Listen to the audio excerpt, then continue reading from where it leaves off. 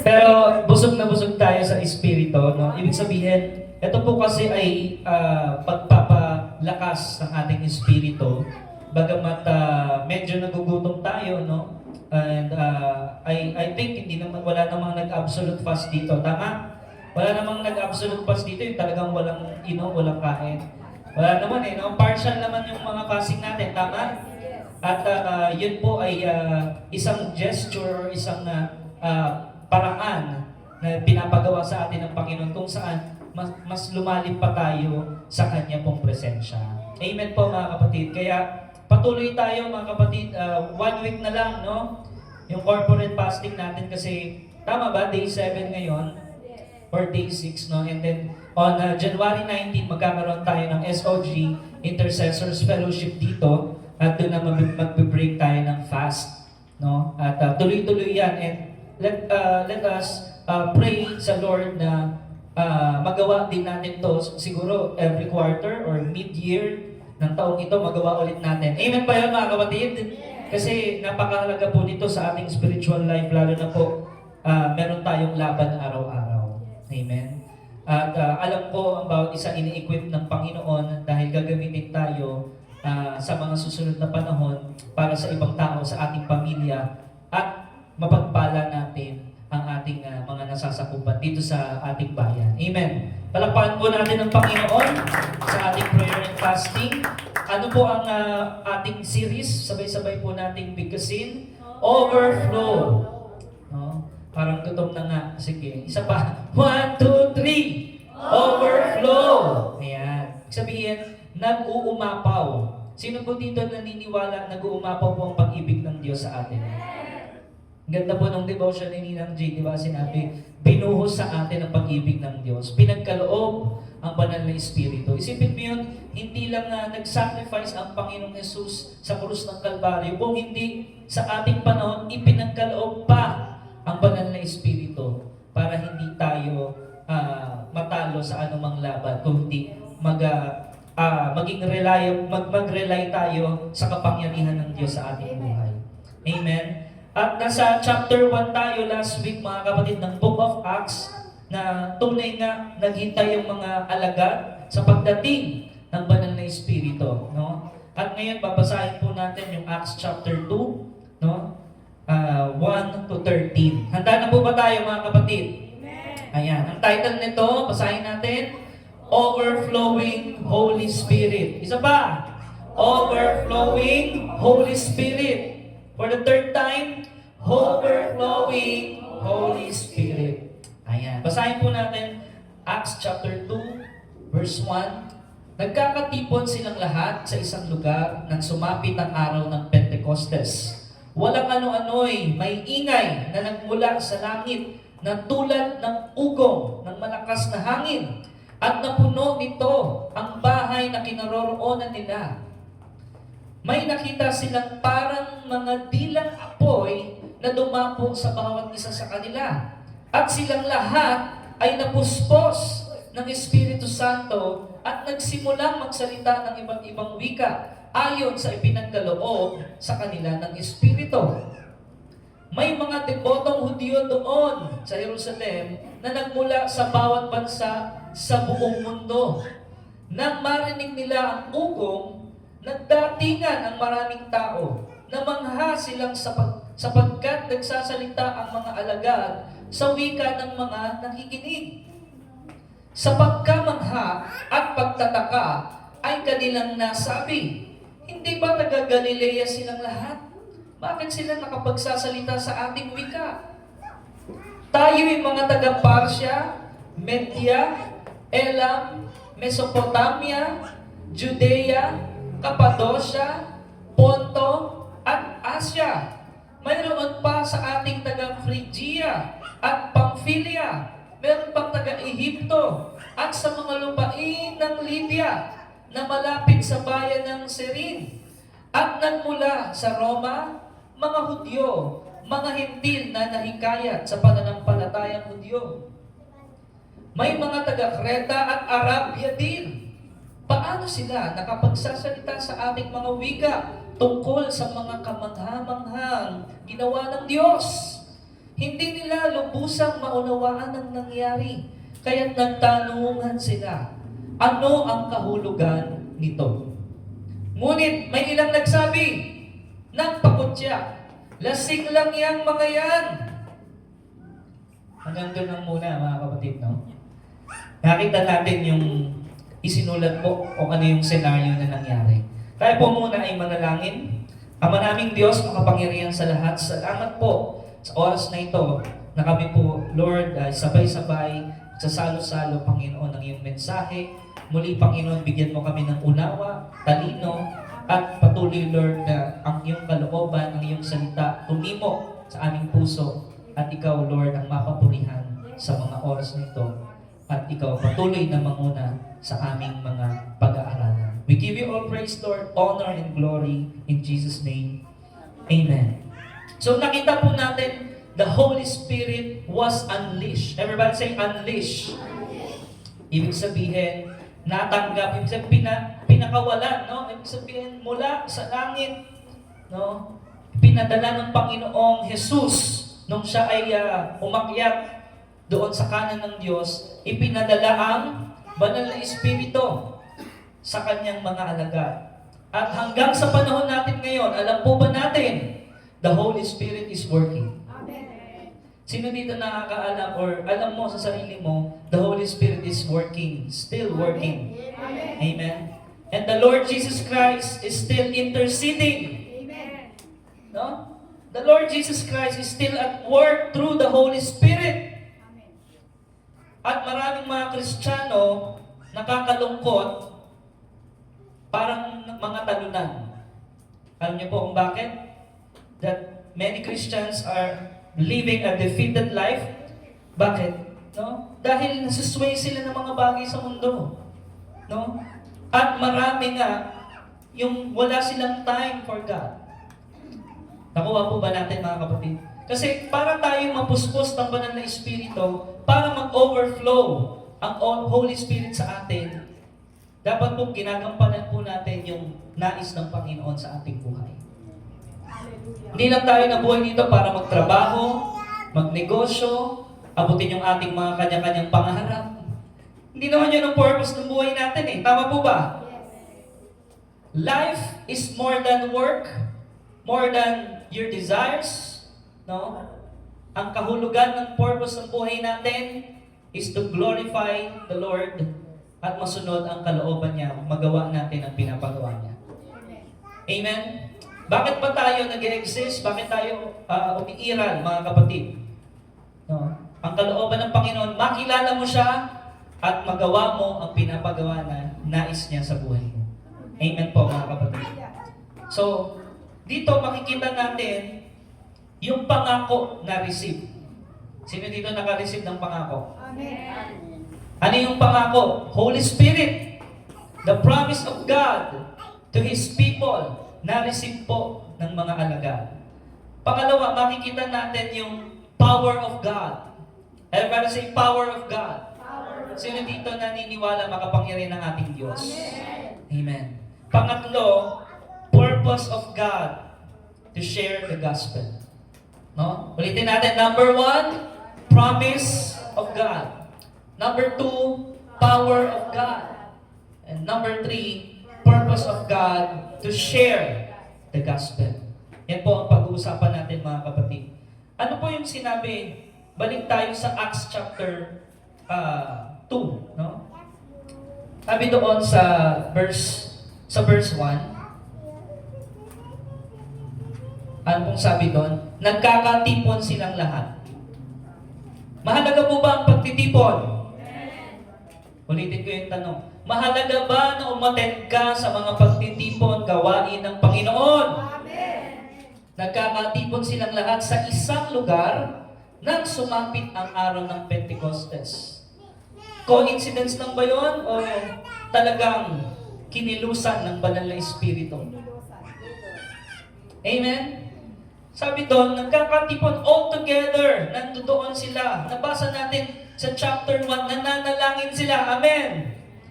Kaya nga ang panalangin doon tayo nagkakaisa eh. Amen.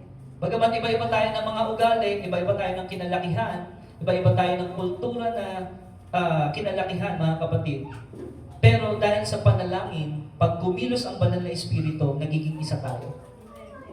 Amen? Kaya sabi doon, nagkakatipon sila in one place. Ano sabi sa verse 2? Walang ano-ano'y may ingay na nagmula sa langit.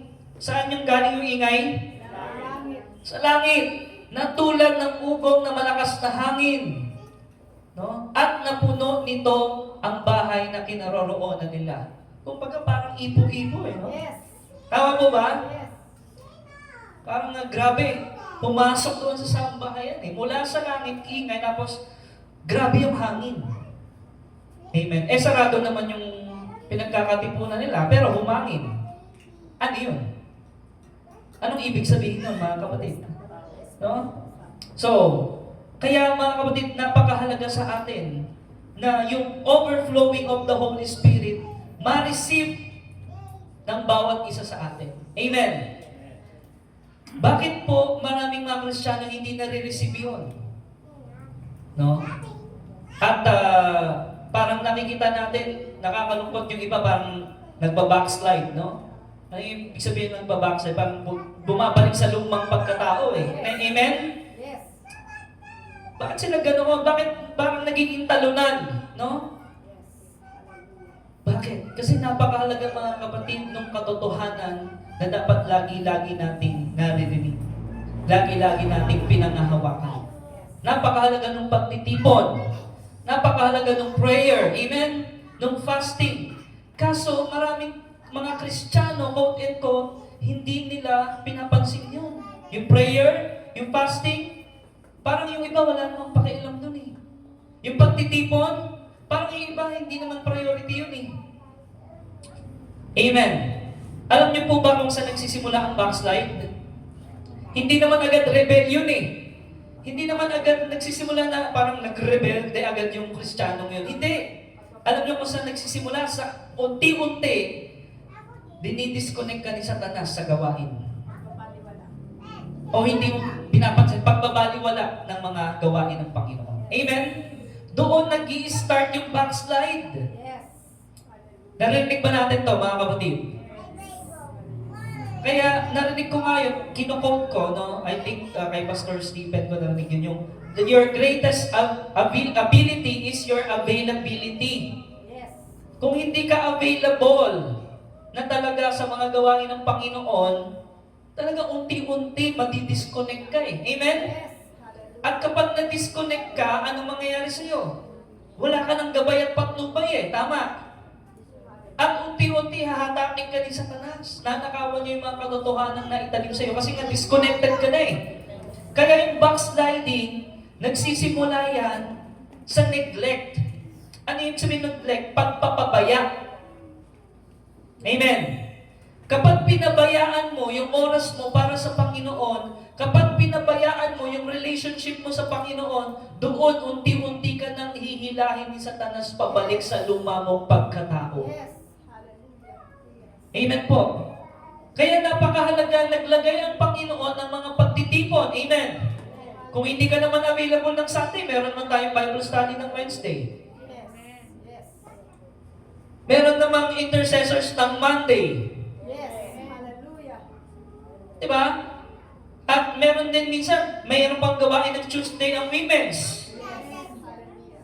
Thursday, may prayer meeting. Friday, may dawn watch. Sabado, may devotion dito sa music ministry. Pwede ka naman pumunta doon. Pero tayo, marami tayong excuse. Alam niyo po ba, doon ginagamit ni Satan yung mga excuses natin para unti-unti ma-disconnect ka, ma-neglect mo, at para hindi ka mapuspos ng banal na Espiritu. Yun ang ginagawa ni Satan. Yes. Hindi naman agad biglang naging rebelde yung isang Kristiyano. Hindi naman yan rebelde. Di ba? Unti-unti, manlalamig muna yan. Amen? Dinidisconnect, tapos inaaliw yan ng mundo. Yes. Ganun yung nangyayari. So, ang nangyayari, hindi na-receive yung promise. Tama? Tapos pagka samot-sari na yung problemang dumating, Lord, nasaan ka? Bakit mo ako pinabayaan? Pero ang totoo, ikaw yung unang nagpabaya. Yes. Wala kang oras sa Lord, wala kang prayer life, wala kang devotion life. Diba? Hindi ka nakikijoin sa mga gawain ng Panginoon. So ano yung expect mo? Ma-receive mo yung promise of God? Hindi naman po yun eh. Amen po mga kapatid. So sa isang buong linggo, naglagay ang Lord ng gawain. The question is, are you available for Him? Amen. Sa Biblia po mga kapatid, almost all of the blessings, everybody say blessings, Blessings. na pinangako ng Panginoon may kondisyon. Amen.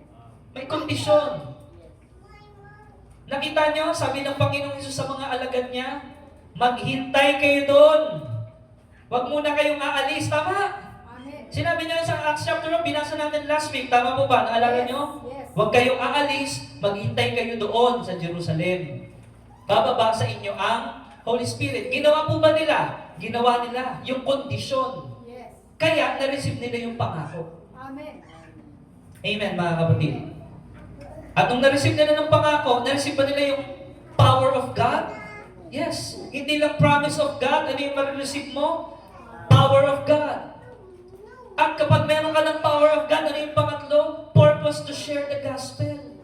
Kaya pala, hindi tayo makapag-share ng gospel kasi una pa lang, hindi mo na-receive yung pangako. Bakit hindi mo na-receive yung pangako? Hindi mo ginawa yung kondisyon para ma-receive mo yung pangako. Amen, mga kapatid.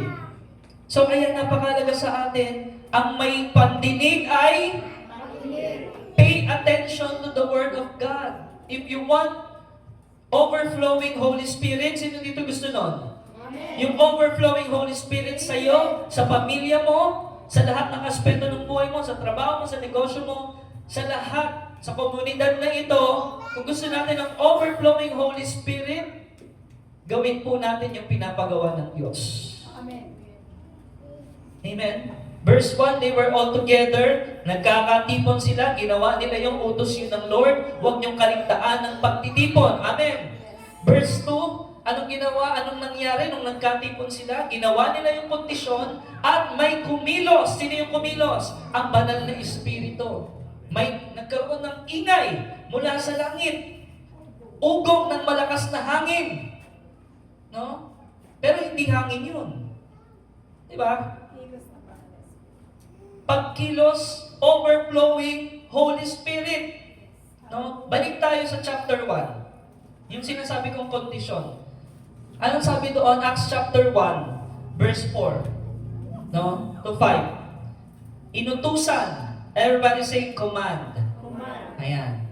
Samantalang siya'y kasama pa nila, pinagbilinan sila ni Jesus. Isa itong bilin at isa itong utos.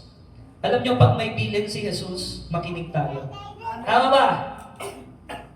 Huwag muna kayong aalis, sabi ng Panginoon, sa Jerusalem. Sa halip, hintayin ninyo ang pinangako ng Ama na sinabi ko sa inyo. Si Juan ay nagbautismo ng tubig sa tubig, ngunit hindi magtatagal at babautismuhan kayo sa Espiritu Santo. Amen. Basta't maghintay lang kayo doon. Yun ang kondisyon. Yun ang utos. Yun ang bilin ng Panginoong Hesus. Amen. At nung sinunod nila, sabi, wait upon the Lord, no, huwag kayong aalis sa Jerusalem, sila ay nabaptize sa Holy Spirit. Amen? Amen.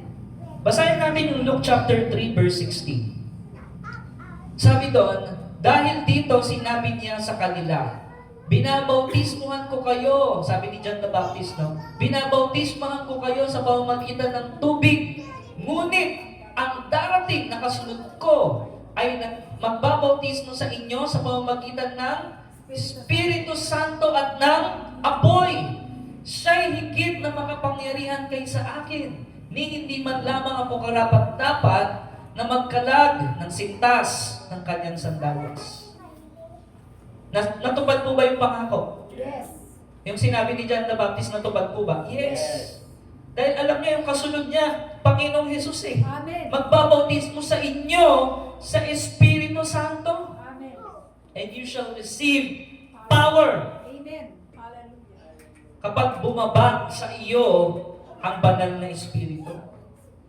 Kaya yung water baptism, mga kapatid, naalala niyo ba yung nagpa-water baptize kayo?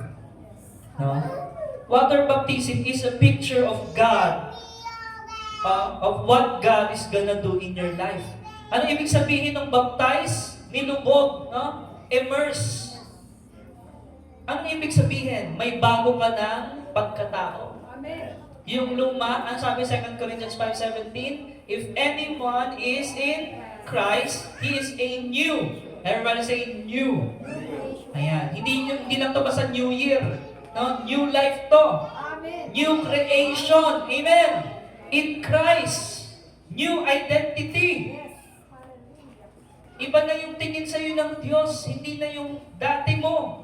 Ikaw ngayon ay na kay Kristo na. Amen. No? Bagong pagkatao kay Kristo. Ang ibig sabihin nito, mga kapatid, yung spiritual baptism, meaning you become one. Everybody say one. Naging isa ka na. Kaisa ka na ng Panginoong Hesus, kaya ka naging kabahagi ng katawan ni Kristo. Amen!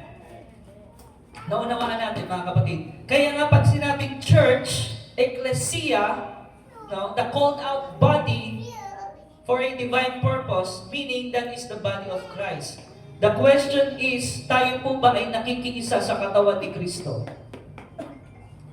Amen, mga kapatid. Tayo po ba ay nakikipagkaisa sa body of Christ? Basahin natin 1 Corinthians 12:13. Maging Hudyo o Hentil, anumang lahi, no? Alipin man o malaya, tayong lahat ay binautismuhan sa pamamagitan ng iisang Espiritu upang maging isang katawan. Tayong lahat ay pinainom sa iisang Espiritu. Yung pagtanggap mo, sabihin yung pag sinabing pinainom, yung pinatanggap. Amen po. At siya ngayon ay nananahan sa ating katawan. Sino dito naniniwala ang Holy Spirit na ang nananahan sa iyong katawan? Amen. Amen? Nung ikaw ay sumampalataya sa Panginoong Hesus, ipinagkaloob ang tatak ng pagkaligtas sa iyo, walang iba kundi ang banal na Espiritu. No? Kaya ikaw ngayon ay iisa, kabahagi ka na ng katawan ni Kristo. Sabihin mo yun sa katabi mo, we are one in the body of Christ. Amen? Kahit anong lahi mo, mapa-Chinese, Korean, Japanese, anumang lahi mo, westernized ka man, no? Kapag ikaw ay sumampalataya sa Panginoong Hesus, iisa tayo sa body of Christ. Amen? Kaya yung sinasabi, mahalaga yung pagtitipon. Become part of Jesus. You are now with Jesus, in Jesus. Amen?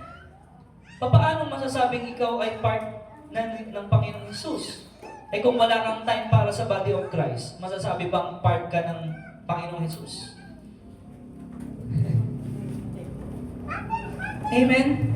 You are in Christ na nga eh. Ibig sabihin, mga kapatid, you become part of Jesus, part of the community of believers. Amen? Iisa tayo. Basahin natin yung Luke chapter 24:49. Sabi ng Panginoon, tandaan ninyo, isusugong ko sa inyo ang ipinangako ng aking Ama. Kaya't huwag kayong aalis sa Jerusalem hanggat hindi kayo napagkakalooban ng kapangyarihan mula sa langit. Amen. May mga ganoon pong sinasabi sa ating buhay, no, sa mga senaryo ng ating buhay ng Panginoon na maghintay. Sino dito yung naranasan na sinabi sa iyo, ni-reveal sa iyo ng Lord, maghintay?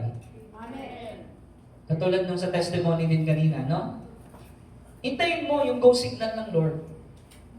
Huwag mong pangunahan ng Panginoon. Kasi pag ikaw yung namuna, wala na doon yung gabay patnubay. Mamamali ka ng daan.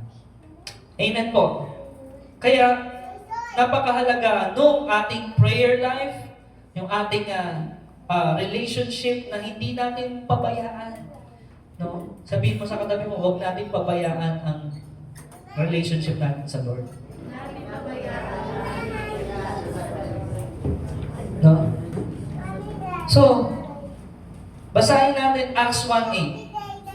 Pagbaba sa inyo, tatanggap kayo ng kapangyarihan, pagbaba sa inyo ng Espiritu Santo. Kailan matatanggap yung kapangyarihan? Ano yung timing? Pagbaba ng Espiritu Santo. Doon ka palang tatanggap ng kapangyarihan. At kayo'y magiging mga saksi ko sa Jerusalem, sa buong Judea, sa Samaria, at hanggang sa dulo ng daigdig. Paano mo malalaman na ang isang tao talagang binabaan ng Espiritu Santo? Ha? Yes. Kapag meron siyang desire, talagang to share the Word of God. Amen. Kapag isa siyang tao na namumuhay sa salita ng Diyos. Amen. Isa siyang living testimony. Isa siyang buhay na patotoo. Amen. Doon mo malalaman na itong taong to, binabaan to ng Holy Spirit. Tinanggap talaga nito ang Holy Spirit. Bakit? Dahil yung buhay niya, ang nasa buhay niya, ay hindi na para sa kanyang sarili, kundi para sa Diyos na tumubos sa kanya. Amen. Amen po mga kapatid. No? So, you shall receive power. Ano yung power na ito? Kapangyarihan upang ibahagi at maging saksi tayo, maging living testimony tayo, maging witness tayo from Jerusalem, Judea, Samaria, hanggang sa dulo ng mundo. Makikita yung kapangyarihan ng Diyos sa buhay mo. Amen. Amen. So, yun po yan mga kapatid eh. Palatandaan. Meron pong mga signs, meron pong mga palatandaan para ma-discern natin na ang isang tao talagang sa Holy Spirit yan. Amen po mga kapatid. What is the purpose of power? For you to witness. Amen. For you to share, to spread the gospel. Kaya nga, dapat sa prayer, lagi nating sinasabi, Lord, I surrender all to you. Amen. Sino dito yung laging ganong prayer niya? Lord, ito po yung desire ng puso ko. Ito yung gusto kong mangyari sa buhay ko. Pero hindi ang kalooban ko, Lord. Ang mangyari kundi kalooban mo. I surrender all to you, Lord. Amen. Let go and let God be God of your life. Amen. So magiging mga saksi ko sa Jerusalem. Kapag tinignan ba yung buhay natin, nagiging saksi pa tayo? No? Sa ating pamilya, sa ating mga kaibigan, sa ating komunidad, no? O tayo ba ay, di ba, nagiging salot ba tayo sa lipunan? No? Yung opposite nun eh. So, malalaman mo kung nakareceive ng Espiritu Santo ang isang tao. Meron talaga siyang priority na i-share ang gospel. Di ba? At makikita mo talagang hanggang maaari, laging nasa pagtitipon niya. Amen? Yung talagang andun siya sa gawain talaga ng Panginoon. Hindi niya pinapabayaan ang gawain ng Panginoon. Ganun po yun mga kapatid. Kasi mahalaga sa iyo ang relasyon mo sa Diyos. Na alam mo at alam mo, pag natigil ang prayer life mo, pag natigil ang devotional life mo, kapag hindi ka na nagiging available sa mga gawain ng Panginoon, alam mo na unti-unti ka nang malalayo sa Kanya. Na dati-rati, di ba? Dati-rati talagang, yes Lord, mainit ka talaga sa Panginoon. Pero ngayon, iba na yung priority mo. You have forgotten your first love. Diba? Amen? May mga ganyan ba tayo nangyayari sa buhay natin o nangyayari sa buhay natin? Na dati talagang sugod ako, talaga gawain sa Panginoon, yes! On fire! Amen? Pero unti-unti, nanlamig. May iba ka ng mahal. Sabi doon no? Yes. Sabi sa sulat sa mga churches Yes. Nakalimutan mo na ang una mong pag-ibig. Yes. Ibinuhos na nga ng Diyos yung pag-ibig niya sa atin, pero binaliwala ng iba. No? Na dati-dati, wala kang pera, talagang yes Lord ka. Ngayon nagkapera ka na, wala ka ng Lord. Na dati-dati, wala kang trabaho, talagang kapit ka sa Panginoon. Nung nagkatrabaho ka, nawala ka na sa Panginoon. Are we listening? Nung binigyan ka ng opportunity ng Panginoon, unti-unti ka nang nawala sa Panginoon, ganun ba yun?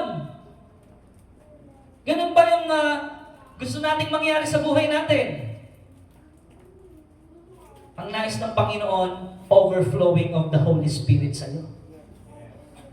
Pero kung magne-neglect ka, hindi mo i-desire na talagang magawa mo yung pinapagawa ng Panginoon, parang less priority ang Panginoon sa iyo, hindi mangyayari ang overflowing. Amen? Ay minsan, may mga Kristiyano nagtataka eh, bakit kaya ang tagal pa nung time ng breakthrough ko? Lord, ang tagal-tagal ko ng Kristiyano, bakit wala pa rin breakthrough?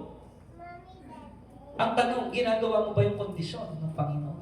Ginagawa mo ba yung inuutos ng Panginoon? O unti-unti ka nang nalalayo sa Kanya?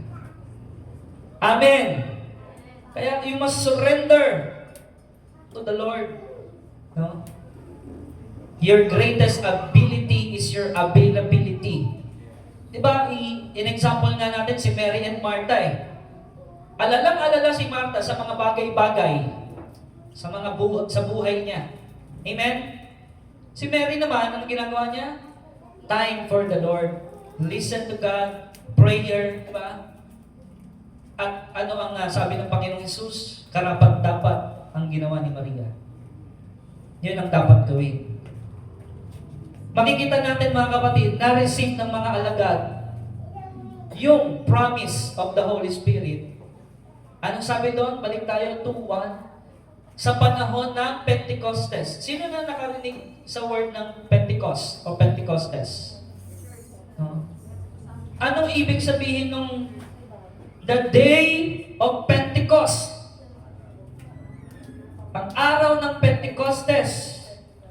No? Ito po kasi, pag sinabing Penta, no? Alam natin, 5 yun eh. Kung alam niyo yun, no? Araw ito, no? Paliwanag natin, ano ba yung Pentecost? Sa Israel po, merong 3 major events. Merong 3 malalaking kaganapan na nangyari sa Israel. Ano po yung una? Everybody say Passover. Ayan. Pangalawa, everybody say Pentecost. At yung pangatlong major na event, everybody say Tabernacle. Ayan. Yan yung 3 major events sa Israel. At sa ilalim ng 3 ito, merong 7 espesyal na mga araw ng mga Hudyo. Everybody say holiday. Everybody say happy holiday. Sa 3 major na events na ito, merong 7 na mga special days or holidays na ginaganap sa mga Hudyo. Yung Passover, meron kang unleavened bread. No? Sa Passover. Ano ibig sabihin ng tinapay na walang pampaalsa? No? And doon, pinagdiriwang din nila under the Passover yung first fruit. Everybody say first fruit. Yan, isa rin pong event yan sa Israel. Within 1 week, pinagdiriwang nila sa major event ng Passover ay yung unleavened bread at saka yung first fruit. Amen. At magkakaroon ng 50 days waiting. Everybody say 50 days. Mahalaga ito yung mga details na ito. Ano yung ibig sabihin? Kaya sinabi ko yung Penta o Pente, meaning 5. Ibig sabihin ng Pentecostes, 50 days. Ayun. Kaya pala, Pentecost, meaning 50 days mag-wait. Yun yung isa sa major event. No, maghihintay long period para makarating ka sa kaganapan ng tabernacle. Ulitin ko pa. Una, Passover, 1 week yan, no? Ginaganap sa Israel. Andyan yung unleavened bread at saka yung first fruit. Nakukuha natin. And then after Passover, 50 days. Yun yung Pentecost. Ayan. No? At after 50 days, kaya waiting, yun yung Pentecost, waiting time, andun na yung tabernacle. No? Bakit mo dinidiscuss to, Pastor? Old Testament yan. Meron po yung ibig sabihin sa New Testament, mga kapatid, no? Yung long period at nagkaroon ng tabernacle.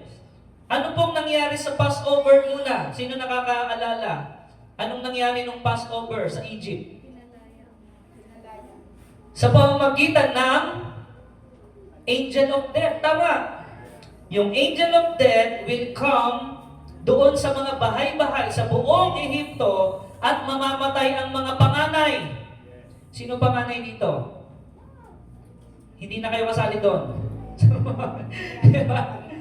Sabi doon sa Ehipto, firstborn will die. However, kapag nakita ng angel of death, may dugo sa hamba ng pintuan, kordero, diba? Dugo ng kordero. Pass over. Nare-review tayo, no? Malay mo, may pag-games tayo after nito.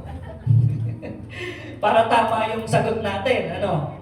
So, kapag nakita ng angel, may dugo ng lamb sa hamba ng pintuan, hindi siya papasok doon para patayin yung mga paanay. No? So, kapag sinabi ba ng Panginoon, maglagay ka ng dugo sa hamba ng iyong pintuan, gagawin mo o hindi? Sunod agad. Amen? Sunod agad. Kasi pag nainutos ng Panginoon, ibig sabihin may mangyayari. Pag may inutos sa iyong Panginoon, may mangyayaring kasunod nun. Kaya dapat sumunod ka kaagad. Sabihin mo sa katabi mo, obey promptly. Yan. Sunod agad. Pag nag-prompt ang Holy Spirit, mag-testimony ka dyan sa kausap mo, sa katabi mo, or what, no? Sharean mo ng word. Huwag ka nang humindi. Halimbawa, tinawag ka ng kaibigan mo para ipag-pray mo siya. Bakit ako? Amen! Tama naman yun, aminado naman tayo. Tinatanong natin sa sarili, bakit ako? Pero pag kinilusan ka ng Holy Spirit, ano? Sunod agad? Yes! Sunod agad. Inutos ng Panginoon sa Israel, maglagay kayo ng dugo sa haba ng pintuan. Sunod agad. Kasi may mangyayari eh. May kumikilos. May ginagawa ang Diyos. Amen. At anong nangyari? Nakalaya ang mga Israelita sa bayan ng Egypt mula sa kamay ni Paraon. Amen. Yun ay tumutukoy sa New Testament, walang iba kundi ang Panginoong Jesus. John 3:16, for God so loved the world, He gave His only, whosoever believes, yung dugo ni Kristo, believes in Him, shall not, hindi mamamatay, hindi mapapahamak, but have Passover. Amen po ba, mga kapatid? No? Yung Passover events na yon, tumutukoy yon kay Jesus. Amen. And then, after Passover, no? Ibig sabihin yung crucifixion, yun yung Passover, pagkamatay yung dugo, tumagas. Yes. Amen. Para sa ating mga kasalanan, after ng Passover, unleavened bread. Nang ibig sabihin, tinanggal lahat ng kasalanan. Amen. Ibig sabihin nung tinapay na walang pagpaalsa, walang lang kasalanan. Amen. Kaya doon sa Passover event na yon, ipinag-diriwang yung unleavened bread. Amen. Kasi nga, removed all sins. Nagawa na, it is finished. Ginawa na ng Panginoon. Amen. Kaya after nun, diniriwang din yung first fruit. Ayan. Yung resurrection ng Panginoon. Jesus is the first fruit from the dead. Amen. Siya yung unang nabuhay sa siya yung unang bunga na nabuhay sa mga patay. Kaya lahat ito tumutukoy kay Jesus eh. Amen po mga kapatid. Nakakasunod po ba tayo? Amen.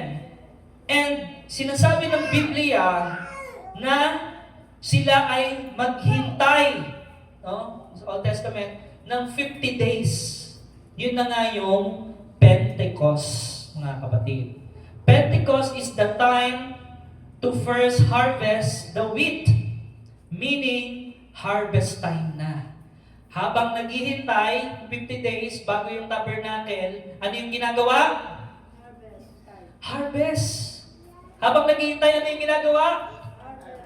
Harvest time na. No? Pag sinabi ng Lord, harvest time na, ikaw nakatunganga.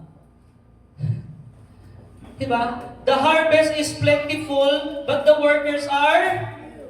So pray to the Lord of the harvest, sabi doon.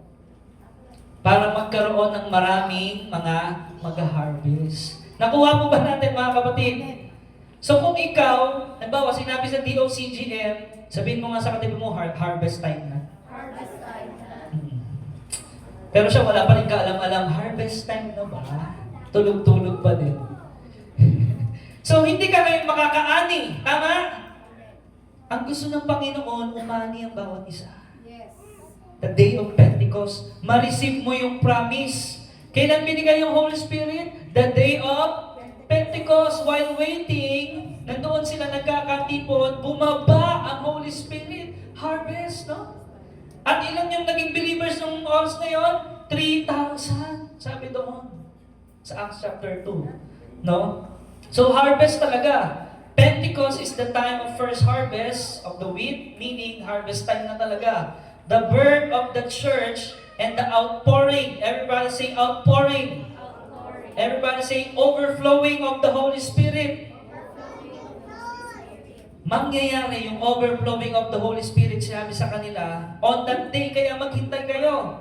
On that 50th day, sa ika-50 araw, ilan po yung naligtas doon? 3,000 people was saved because the Holy Spirit was unleashed on that day.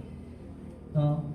Kaya napakahalaga nung pagsunod, pag-wait sa Panginoon kung ano yung proper timing ng harvest.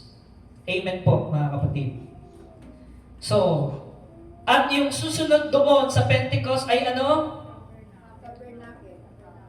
Ngayon, hindi po sinabi sa Bible kung gaano katagal maghihintay sa Pentecost tapos yung tabernacle. No? We don't know. We wait long period of time. We don't know how long. No? Pero, ano yung hudyat noon? Merong trumpet na uugong. Ano yung hudyat na tabernacle na? Merong uugong na trumpet. At sabi nga doon, sa pagtunog ng trumpeta, mabubuhay ang mga patay kay Kristo. Nakukuha niyo ba mga kapatid? Lahat itong major events na to ng Israel, pumupunto kay Kristo.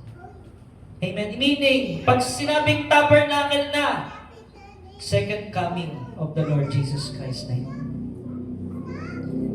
Alam ba natin kung gaano katagal, kung kailan babalik? Hindi natin alam. Pero anong sabi ng Panginoon? Maghintay kayo. Maghintay tayo. Ang trumpet po sa Old Testament ay meaning pagwa-warning yan eh.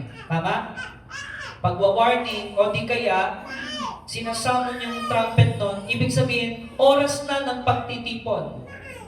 Tama po ba? Trumpet po yung ginagamit, hindi kalempang ng trumpet sa Old Testament. At pag sinabi ng Panginoon, between now and the feast of the trumpets, sinasabi ng Panginoon sa atin, Acts 1:8, habang tayo ay naghihintay, ano dapat natin gawin? Kapag bumaba ng banal na Espiritu, you will receive power, and you shall be my witnesses from Jerusalem, Judea, Samaria, up to the uttermost part of the earth.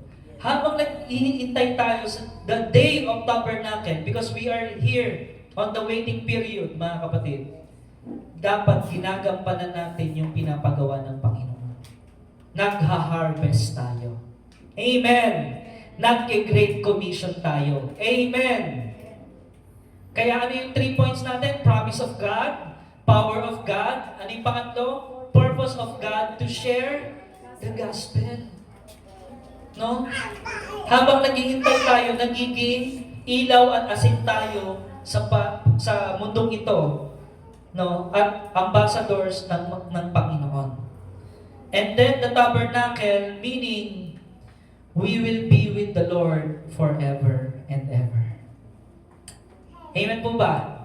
So nakuha natin yung mga ibig sabihin noon. Yung Passover, ginawa ng Panginoon Jesus sa krus, and then yung unleavened bread, meaning nawala lahat, binura lahat ng kasalanan, kinuha ng Panginoon. And then yung first fruit, ang Panginoong Jesus, ang unang bunga, nag-resurrect mula sa mga patay. And then there is 50 days Pentecost, meaning harvest time. Amen. At tayo ngayon, mga kapatid, yun ang inuutos sa atin ng Panginoon. You shall be my witnesses. Mag-harvest kayo. Mag-share kayo ng gospel. Kapag nag-prompt ang Holy Spirit na mag-witness ka, mag-testimony ka, mag-share ka ng gospel, gawin po natin. Amen. Mga kapatid. So, ano ang kalalagayan natin ngayon? Tayo ay mga saksi. Tayo ngayon ay mga witnesses by the power of the Holy Spirit. No? Acts chapter 2, basahin natin ulit, no? Yung 1 to 4. Ang sabi doon, nung nagkatipon sila, may ingay. Now, sa verse 3, sabi doon, may nakita silang parang mga dilang apoy na dumapo sa bawat isa sa kanila. Apoy ba yun? Talaga? Presence ng Holy Spirit. Basahin niyo ulit, verse 3. Sige. 1, 2, 3, go! May nakita silang parang mga kanilang apoy na dumapo sa bawat isa. Okay. Presence. Apoy ba yun? Literal na apoy ba yun? Sabi doon, parang. Sinabing parang, hindi talaga. Parang mga bilang apoy na dumapo sa bawat isa sa kanila. Ibig sabihin, overflowing of the Holy Spirit. Sapagkat ang ginagawa nila ay yung inutos ng Panginoon ng pagtitipon, di ba? Inutos ng Panginoon na manalangin, amen? Inutos ng Panginoon to share the gospel. Kaya binabaan sila ng Holy Spirit, napuspos sila ng Holy Spirit, may nakita silang parang mga dilang apoy na dumapo sa bawat isa sa kanila. At silang lahat ay napuspos ng Espiritu Santo. At nagsimulang magsalita ng iba't ibang wika ayon sa ipinagkaloob sa kanila ng Espiritu. Amen po, mga kapatid. No? Meaning, the Holy Spirit was manifested in them. Una, sa verse 2, like a wind. Everybody say wind. Malakas na hangin, no? Ugong ng malakas na hangin. Yun yung sinabi doon. At yung pagkaka-describe din sa Holy Spirit, hindi lang malakas na hangin, parang dilang apoy. Yung nakita nila, amen. Yun ang nakita. No? Na pagkaka-describe sa Holy Spirit na nag-manifest sa kanila. At and fire, and nagkaroon ng tongues. No? At nagsalita sila ng iba't ibang wika na naintindihan ng mga iba't ibang lahi. Amen! Praise God! So yun pala ang purpose nun. Sa verse 5, ano po ang sabi? May mga debotong Hudyo doon sa Jerusalem na nagmula sa bawat bansa sa buong mundo. No? Ito ba ay coincidence lang? Hindi. Kasi nga, mayroong event doon eh. Kaya nga, nagpupuntahan doon yung mga tao eh. Amen? Ano yung event doon? The day of? Nawala na. The day of Pentecost. Kaya nga, pumupunta doon yung iba't ibang mga tao. kumbaga piyesta eh. Tama ba? Pupunta doon yung mga tao sa bawat bansa mula sa buong mundo nang marinig nila yung perfect timing ba? Yes. Na lahat ng pumunta doon, narinig nila, ano yung ugong na yun? Ang lakas ng tunog na yun ah. Tama? Nagdatingan ang maraming tao. So pumunta sila doon sa malakas na ugong. Namangha sila. Sapagkat yung ugong na pala yun, nagsasalita ang mga alagad sa wika ng mga nakikinig. At ano daw yung sinasalita? Next verse. Sa pagkamangha at pagtataka ay kanilang sinabi, hindi ba taga-Galilea silang lahat? Bakit nagsasalita sila ng ating wika? At ano yung sinasabi nila? Anong ginagawa nila doon? Ng mga alagad? No? Next verse tayo. Ang ginagawa nila doon, paano sila nakapagsasalita sa ating wika tungkol saan? Kamangha-manghang ginagawa ng Diyos. Amen. Ano yung tongues ng mga alagad? Praising and glorifying the name of the Lord. Amen, mga kapatid. At naiintindihan yon ng iba't ibang mga lahi. So basically, nagpe-praise and worship sila doon. Amen. Kaya mahalaga, music team, naririnig niyo ba to? It's not about your talent.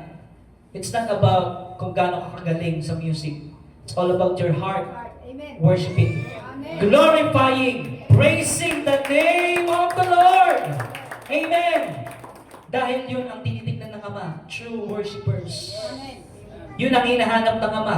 True worshipers. Yung puso mo, konektado sa Kanya. Kaya, pupuspusin ka ng banal na Espiritu kapag talagang konektado yung Spirit and yung truth na nagpupuri ka sa Panginoon. Amen? Sabi doon, hindi nila lubusang maunawaan yung nangyari. Kaya nagtanong lang sila, ano ang kahulugan nito? No? Sabi doon, God wanted them to know the purpose of the Holy Spirit. Ano yung purpose ng Holy Spirit? To proclaim the gospel. Diba? Ang sabi nga, we are chosen generation. We are called out from darkness into His marvelous light. Anong purpose nun? Declaring the praises of Him who called you out of from darkness into His. Ang purpose pala kaya ka naligtas ay para ideklara mo ang kapurihan at kamanghamanghang gawa ng Panginoon sa buhay mo. Amen. Amen. Yun pala ang purpose ng Holy Spirit. Amen po mga kapatid. Kaya we need supernatural power. Amen. Ang Holy Spirit ang gagawa nun. Galing po yun sa Holy Spirit mga kapatid. Next verse. Ngunit merong mga nagsabi ng pakutya, lasing lang yang mga yan. May persecution, ano? Tayo ba ay nasusurprise sa pag may persecution? Hindi. Hindi naman tayo nasusurprise eh. Alam natin. Kung merong mga paninira o mga persecution, di ba? Hindi naman mahalaga sa atin yun. Yung mga paninira na yun, ang mahalaga sa atin, maiabot natin yung gospel sa kanila. Amen. Maiabot yung katotohanan sa kanila. Amen? Kaya nga, sa pagbasa natin ito, mga kapatid, bulay-bulay natin ito, merong dalawang klaseng tao na kapag nakarinig ng mga kamangha-mangha, ng mga testimony, ng mga papuri sa Panginoon, merong dalawang klaseng audience. Yung isa, namamangha. Yung isa, namumutya at naiingit.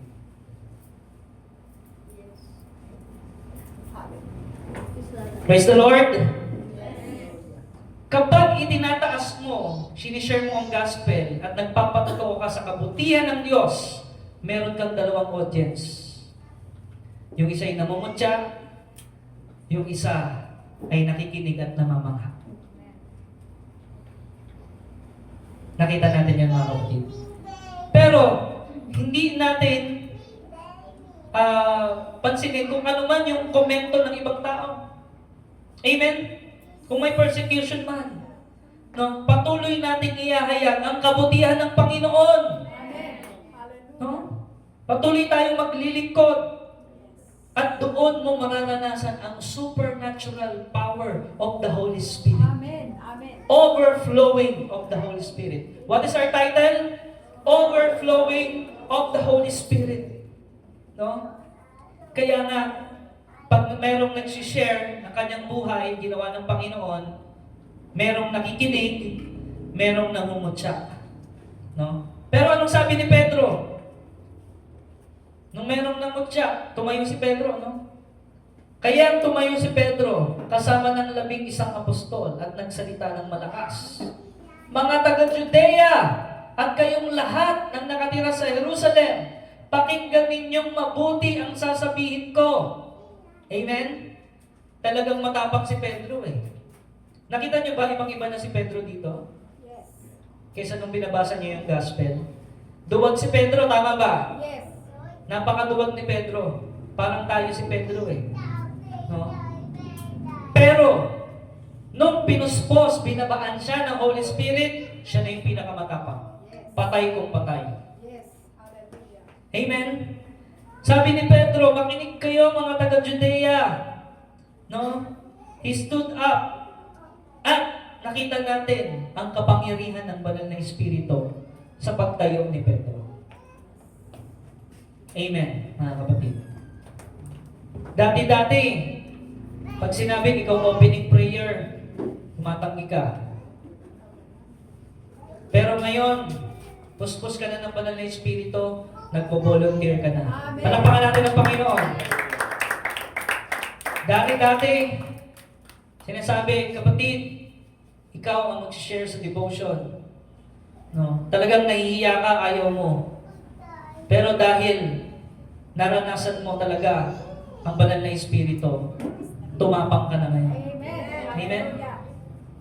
Ganun po yung nangyari kay Pedro eh. Nung na-receive niya yung power of the Holy Spirit. Supernatural power. No? Kaya talagang bagong nilalang si Pedro. Kasi talaga dati, duwag talaga si Pedro, pinakaduwag eh. No? Sa mga disciples. Si Pedro, alam niyo po ba, magaling lang siyang magsalita. Hindi, Panginoon! Lalaban kami ng patayan pag hinuli ka. Wala. Hindi kami papakutip, dapat mangyari yan. Amen? Yes. Napipicture ba natin na parang tayo si Pedro? Na Lord, patawarin mo ako. Puro lang ako salita. Pero pag nandyan na ang laban, duwag naman. Kaya kailangan natin ang overflowing of the Holy Spirit. Amen. Sa ganang ating sarili, aminin man natin o hindi, duwag tayong lahat. Yes. Hallelujah. Amen? Yes. Pero dahil sa prayer na binigay sa atin ng Panginoon, prayer, fasting, giving, dahil sa pagtitipon, naglagay ang Lord ng mga gawain, at doon yung avenue of the Holy Spirit. At unti-unti, talagang nararanasan natin ang kapangyarihan ng Diyos. At nandun yung boldness natin na talagang i-share ang kabutihan ng Diyos sa ating buhay.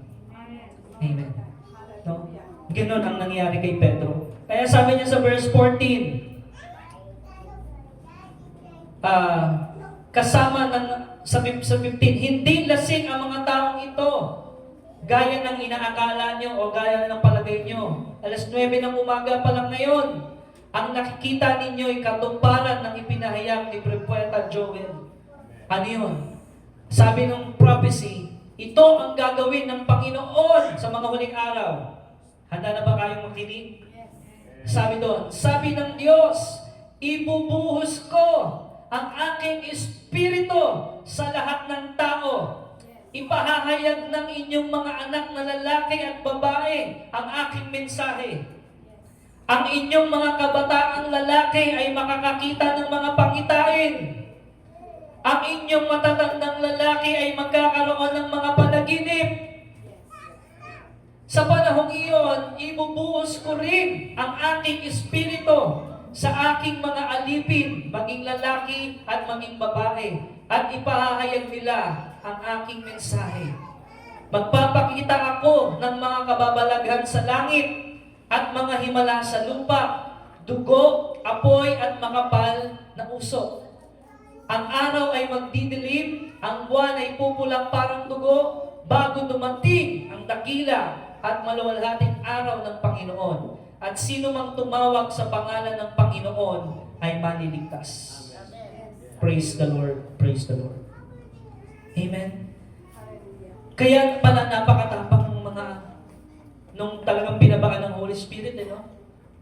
Na nung nandun na sila sa mga sitwasyon na iyon, handa na sila. Persecution man, paninira man, i-chismis ka man, amen? Ano mang gawin sa iyo, handa ka at tutuloy-tuloy ka. Amen. Sa paglilingkod, pagtitestimony, pag-share ng gospel, dahil alam mo na napakahalaga ng kaluluwa ng kaligtasan ng mga tao. Amen. Glory to God. Hallelujah. Amen, mga kapatid. Kaya lahat talaga ng papagawa ng Panginoon, ang sasabihin mo sa Kanya, katulad ng sinabi ni Isaiah, "Yes, Lord, send me, Lord, and I will go." Yes. Amen. Amen. Si Isaiah, naalala nyo? Yes. Nung nakita ni Isaiah yung the glory of the Lord, no? Sa vision, nakita ni Isaiah na talagang kamangha-mangha, kagilagilalas ang Panginoon. Sabi niya, patay kung patay, no? Susunod ako sa Panginoon. Amen. Kaya mga kapatid, makikita natin, in the Old Testament, ang Holy Spirit hindi pa na-unleash doon. Selected people lang ang may Holy Spirit ng Old Testament. Amen? Selected people lang. Makita mo si David, si Solomon, di ba? Nung una, bago kay David, si Saul muna. Amen? Makikita mo selected people as the Spirit of God dahil may purpose ang Panginoon ng Old Testament. Amen? Pero sa panahon natin ngayon, na-unleash na ang Holy Spirit, malaya na ang Holy Spirit, kung sino man ang talagang tumanggap sa banal na Espiritu, sumampalataya sa Panginoong Yesus, pupuspusin ang banal na Espiritu. Amen. Amen. Talagang may oras ka sa Diyos, hindi mo kinalilimutan ang gawain ng Diyos, naroon ka sa pagtitipon, hindi mo pinapabayaan ang panalangin, hindi mo pinapabayaan ang gawain ng Panginoon, pupuspusin ka ng banal na Espiritu at mararanasan mo ang kapangyarihan ng Diyos sa buhay mo, sa pamilya mo, sa komunidad na ito, sa buong syudad na ito. At magkakaroon ng restoration and revival. Harvest time! Harvest time! Sabi ng Panginoon, napakaraming aanihin. Kakaunti ang mga manggagawa. Nasaan na yung ibang mga manggagawa? Maraming pinagaling. 10 ketongin. Iisa lang yung bumalik. Nasaan na sila? Napakabuti ng Panginoon sa ating buhay. Pero bakit ganoon? Nasaan tayo pag merong inutos ang Panginoon? Amen po, mga kapatid. Kaya napakahalaga ng oras sa panalangin, oras sa pagtitipon sa gawain ng Panginoon. No? Kaya the Holy Spirit manifested on that day. Nakita natin kay Peter, basahin natin Galatians 3:14. Ginawa ito ni Kristo upang ang mga pagpapalang ipinangako ng Diyos kay Abraham ay makamtan din ng mga hentil sa pamamagitan ni Kristo Jesus. At sa pamamagitan ng pananalig ay matanggap natin ang Espiritong ipinangako ng Diyos. Praise God! Sino dito nakakaalala ng pangako kay Abraham? Amen? Madami yun no? I will bless you. Tama ba? Sabihin mo sa katabi mo, the Lord bless you and keep you and make His face shine upon you. Amen? Pangako yun ng Lord from Old Testament pa lang. I will bless you. At ang purpose ng blessing, para maging blessing ka rin sa iba. Ano pa yung pangako kay Abraham? Lahat ng magpapala sa iyo, magpapalain ko. Lahat ng susumpa sa iyo, maninira sa inyo, susumpain ko. Divine protection. Divine intervention. Amen? Pangako yun kay Abraham. Diba? At ang iyong lahi ay lalawig, sabi, diba? Numerous as the sun, as the stars. Pinangako kay Abraham, amen? Yes. mananatili. No? So, grabe po mga kapatid, kasama pala tayo dun sa pinangako kay Abraham. Amen. Sino dito miniklaim yung pangakong yun? Amen. Yes. No? This 2026, mga kapatid, maghintay tayo, manalangin tayo sa Panginoon. Maghintay tayo ng go signal ng Panginoon. Kung ano ang ipagawa sa atin ng Panginoon, yun ang gawin natin. Amen? And this 2026, we declare that this 2026, overflowing of the Holy Spirit. Amen! Amen. Sa lahat po ng makikiisa sa gawain ng Panginoon dito sa DOCGN, overflowing of the Holy Spirit.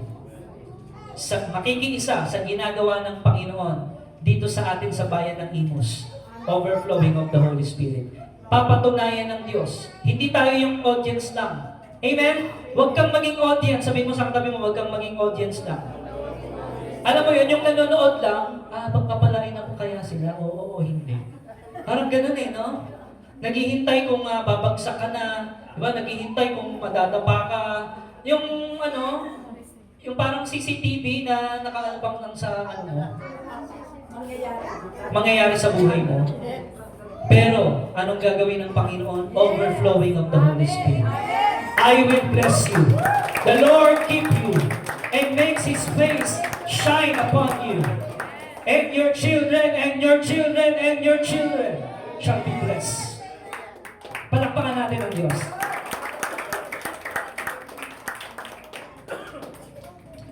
Next verse. Basahin natin. 1, 2, 3, go. Sumagot ni Kristo, kayo rin na nakaritiban sa ita ng katotohanan, ng magandang balita na nagdudulot ng kaligtasan, at sa palataya sa Kanya, ay pinagkalooban ang pinakakasiswisa sa altar ng pagtatapos at Parang yung iba hindi marunong magbasa. Ulit. 1, 2, 3, go.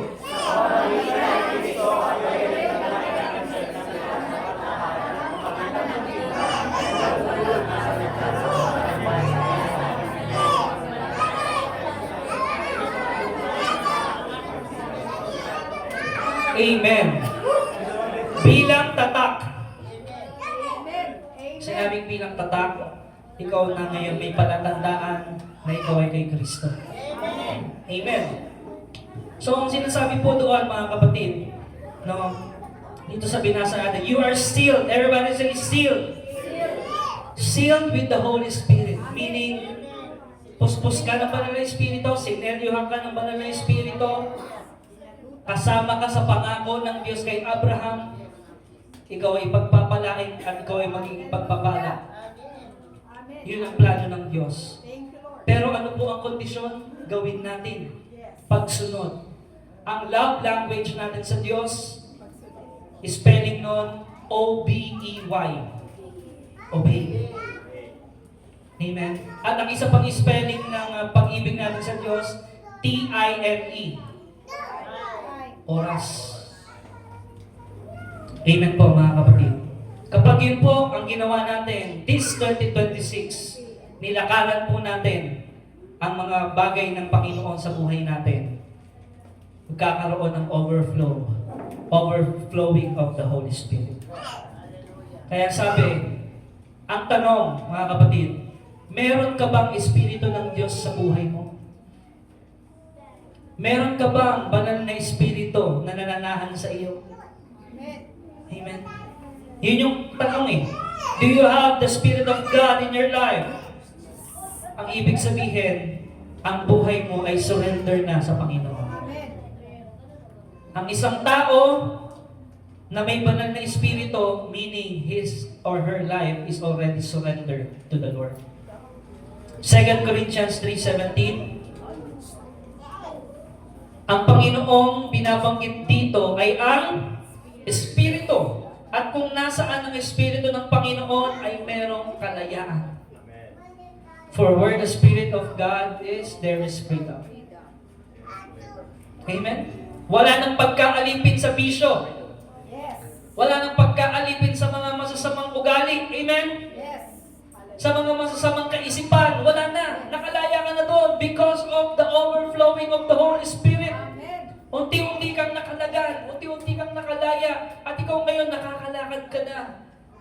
sa daan na nilagay ng Lord sa harapan mo. Sa plano ng Diyos, Jeremiah 29:11. For I know the plans I have for you, declares the Lord. Plans to prosper you and not to harm you. Plans to give you hope and a future. Yun ang plano ng Panginoon. Overflowing of the Holy Spirit. Kaya mga kapatid, now the Lord is the Spirit, and where the Spirit of the Lord is, there is freedom. John 14:16.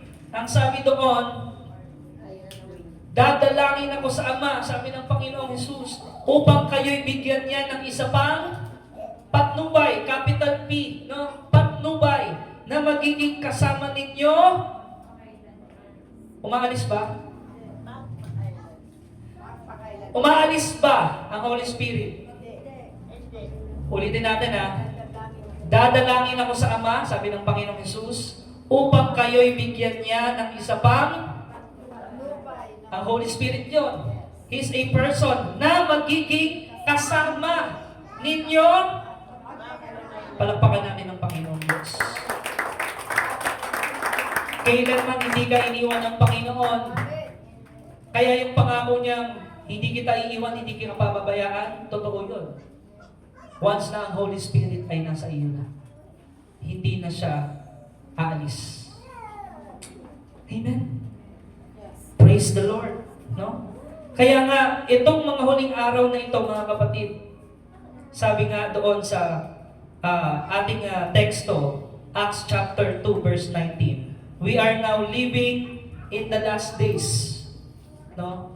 Sa mga huling araw, sabi ni Propeta Joel, ganito yung mga mangyayari sa mga believers, makakakita ng visions. Amen! Kakaroon ng panaginip. Yung mga kabataang lalaki at babae talagang tatayo sa pananampalataya. Amen! Itong mga huling araw, ganun yung mangyayari.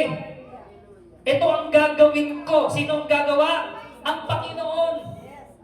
Sabi niya, ibubuhos ko ang Espiritu sa lahat ng tao. Pahahayag ng inyong mga anak. No? Lalaki at babae ang aking mensahe. No? Kaya yun I see a generation rising up to take the place with selfless faith. No? Papahayag yung kamanghamanghang gawa ng Panginoon. Mga kabataan, saan yun yung mga kabataan? Amen. Pumalakpak na yung mga kabataan. Okay. Pwede rin naman pumalakpak yung mga young at heart. Amen. Hallelujah. No? Lahat kayang gawin kinusa ng Panginoon. Makakakita ng mga pangitain, mga palatandaan, mga panaginip, at ibibigay niya yung kanyang instruction sa atin. Amen. Kaya sabi, verse 20 to 21, sabi pa doon, sa panahong iyon, ibubuhos ko rin ang aking espiritu sa aking mga alipin, maging lalaki at maging babae. Ipahayag nila ang aking mensahe.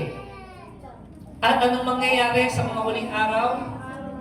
Araw ay magdidilim.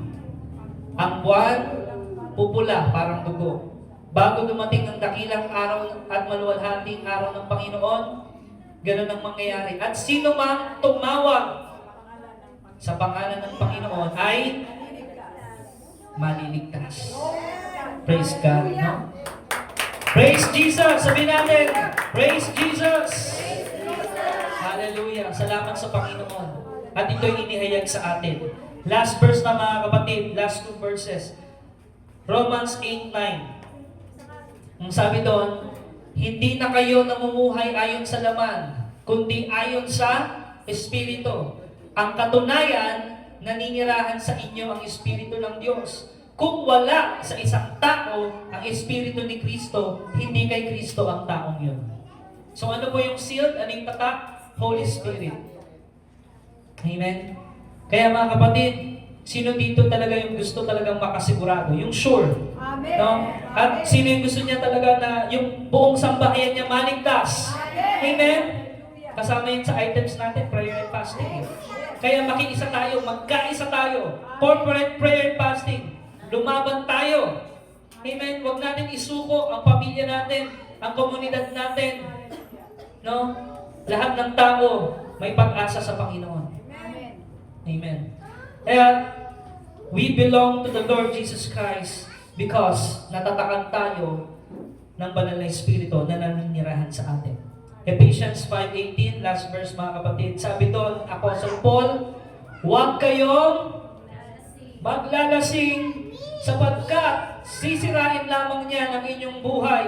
Sa halip ay dapat kayong mapuspos ng Espiritu. Mga kapatid, no? Be filled with the Holy Spirit, meaning isurrender mo sa Panginoon, no? Ang lahat-lahat sa iyo. Amen, no? Kaya sa umaga nito mga kapatid, kung may mga bagay po sa atin na hindi pa natin na-surrender sa Panginoon, this is the right time, no? Tayo po lahat ay tumayo at manalangin.